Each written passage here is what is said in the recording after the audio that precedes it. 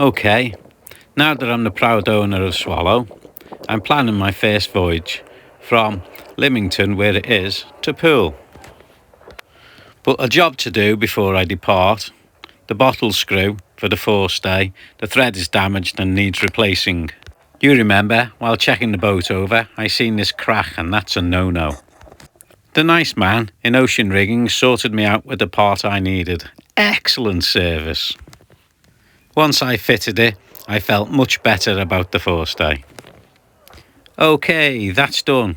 Let's get that engine on, get into gear and get gone. Engine started fine, but once reverse gear was selected, there was a bit of a bang, bang, bang. I think I need to go for a walk and clear my head, work out what to do next. I've got a little bit of an idea. I think I'll go back and put the camera on the end of a stick. I'll stick that in the water and I'll have a look at what the prop's been doing. It's a little murky down here, and that looks like a bit of seaweed jammed in the rudder. And that's the propeller there on the left of the screen, hiding amongst what? Is that rope? Rope and seaweed right round the propeller, jammed in the rope cutter. That's nice. Oh, here's a little bit of a positive. That anode's in lovely condition. And that one, that's not bad. But what'll I do about the prop? Well, I'm going to make use of somebody else for a change.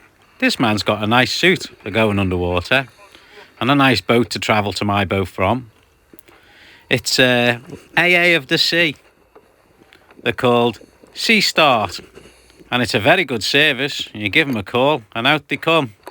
2 minutes he's down there with his super sharp knife, and this what comes off. I think that's the end of a lobster pot. Time for some relaxation, I think. So a nice walk and watch the ferry come in. It's come in from Yarmouth over yonder. He's clearly a good skipper. He's got little boats all around him, and he tugs through as if it's easy peasy. The next morning I plan to sail from A, Lymington, across 2 bays to B, Poole. Departing Lymington, you just look across at the Isle of Wight as you move into the deep bit in the middle. Then when you see the water start increasing, make your turn towards the Needles. The point that sticks out on my starboard bow is called Hurst Point. Instead of travelling the channel past the Needles, we're going to take a tight turn through Hurst Point, and there's a small channel. I think it's called the North Channel, and we're going to pass through there. This is probably a very famous building on the end, and I think it's being eroded a little bit by the sea.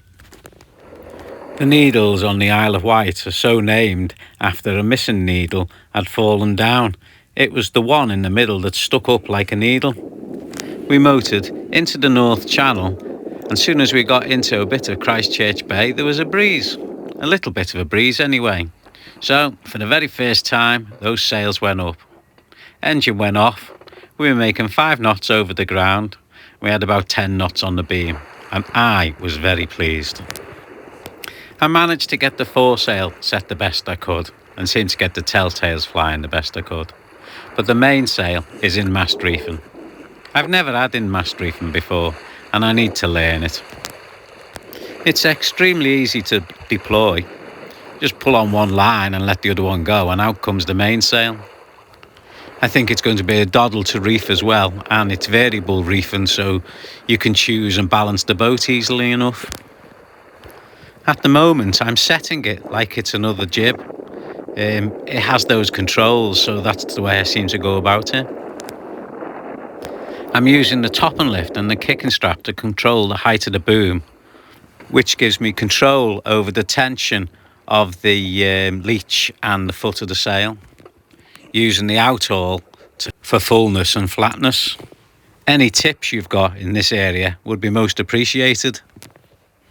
I've got just over 9 knots of apparent wind, and it's a close reach now as well, and I'm still managing 4.7 knots over the ground.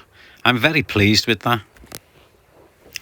As we enter the voyage into Poole, I notice up ahead the chain ferry.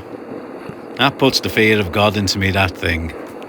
Only last week I heard on the VHF that a yacht got stuck underneath it. I don't actually want that to be me. So I take a lot of time working out which side it's going to be and when it's going to be unloading and loading, and then pass behind it once it's started loading. Once in Poole Harbour, I see it's quite busy. There's a lot going on. There's boats here, there and everywhere. And the channel is a smaller channel that I should take to stay out of the way of the main channel to let the ships pass happily. Just before the marina, there's a strange little hut in the water. God only knows who lives there. Well, that's my first sail over, and very enjoyable it was. Safely now in Poole Quay Yacht Haven. Thanks very much for watching as usual, and I hope to be able to get some more out to you soon. If you haven't already, please subscribe for more, ring the bell, share it with your friends. Thank you.